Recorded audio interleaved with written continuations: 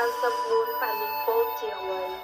សូមជូនពរជ័យប្រិយមិត្តអ្នកអានសិក្សាព្រះធម៌អប់រំទូលមានបញ្ញាកើតមានរួចផុតទុក្ខហិភ័យ